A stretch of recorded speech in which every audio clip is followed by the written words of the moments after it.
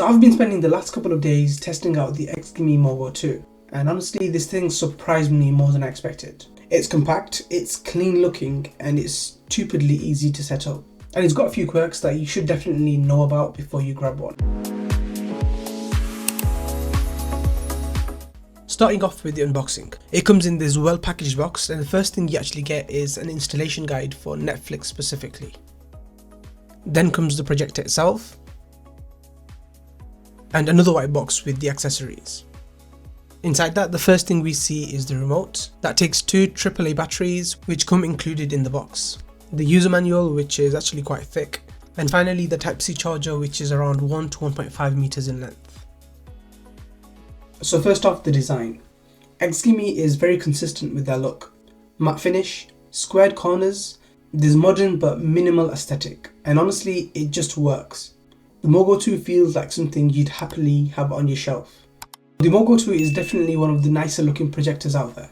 It's running that signature XGIMI design, matte finish, soft corners, a minimal grille pattern, and it feels premium for something this size. It weighs around 1.1 kg, so just over a kilo, and stands out around 15 centimeters tall. Size wise, it's small enough to easily fit in one hand. So yeah, very portable, whether you move it inside the house or you travel. On the back, you've got your ports, HDMI, USB-C, USB-A, 3.5mm headphone jack for the audio output. The USB-C power input is a big deal because it means you can run this from a high-end power bank, which is not something you can do with every other projector. Build quality is solid. No cheap plastic creaks, no flimsy buttons. It feels like a properly engineered bit of kit. In terms of setup, this thing is basically plug and play. Turn it on and it boots up into the Android TV 11, so you've got over 5,000 apps officially supported. Straight away, the MoGo 2 kicks in with the auto-keystone correction and autofocus, both powered by XGIMI's ISA 2.0 image adjustment system. That basically means it's using these sensors and cameras to constantly fix the image. In my testing, autofocus was consistently fast, usually a couple of seconds, but it can sometimes struggle if you point it to a bumpy wall. The UI is smooth thanks to the hardware inside. 4-core Cortex A55 processors, Mali G31 GPU, 2 gigs of RAM and 16 gigs of internal storage. Now it's not meant for gaming level performance, but for streaming apps and basic tasks, it's actually very snappy. The remote is Bluetooth responsive and has Google Assistant built in, which is the first projector I've seen that actually works without any kind of hiccup. And it's a surprisingly nice design with how the buttons are laid out, very unique compared to other remotes.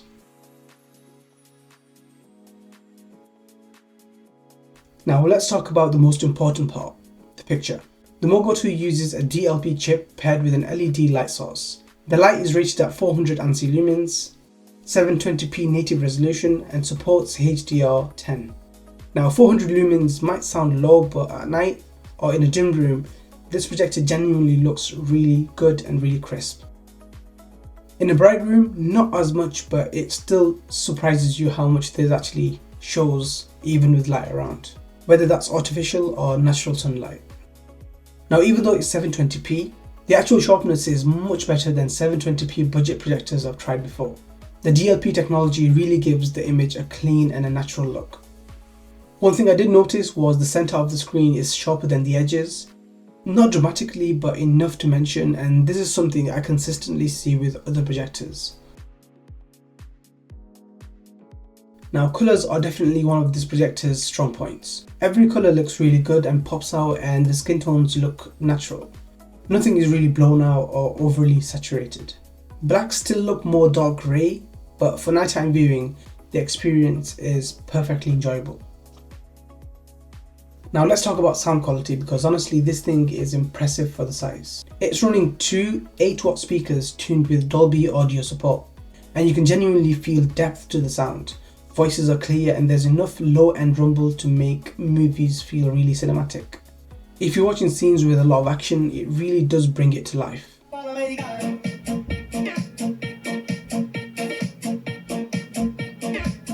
You can plug in external speakers, but honestly, you don't really need them. The built-in ones are more than good enough. And the way it works with all these apps is just the same way it works with your phone. So you can screenshot your phone, or if you want to connect a different console, you can also do that using the ports. And honestly, I haven't tried a lot of gaming on this, so I'm not sure how it does with heavy games, but the light ones I've tried have worked perfectly fine.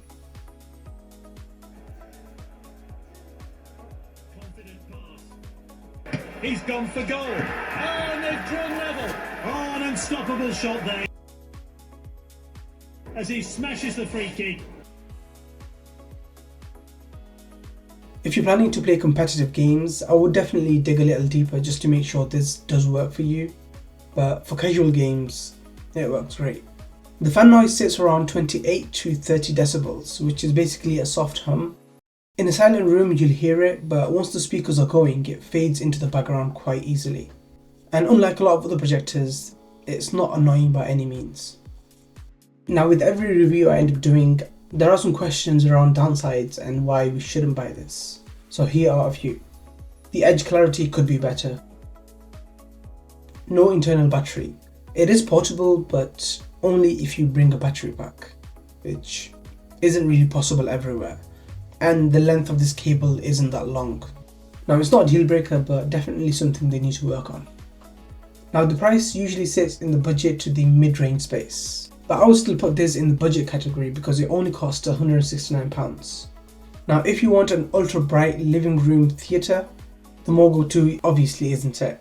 But if you want a portable, sharp, clean looking projector that just works anywhere you go, especially in the evening or in darker settings, the MoGo 2 is probably the best option you have. The combination of 400 ANSI lumens, DLP image, Android TV 11, USB-C, autofocus and auto-keystone correction, 2 8-watt speakers, and the lightweight form factor makes it one of the easiest and most user-friendly mini projectors I've ever used. For bedrooms, travel, small apartments or casual movie nights, it's honestly the best you could get.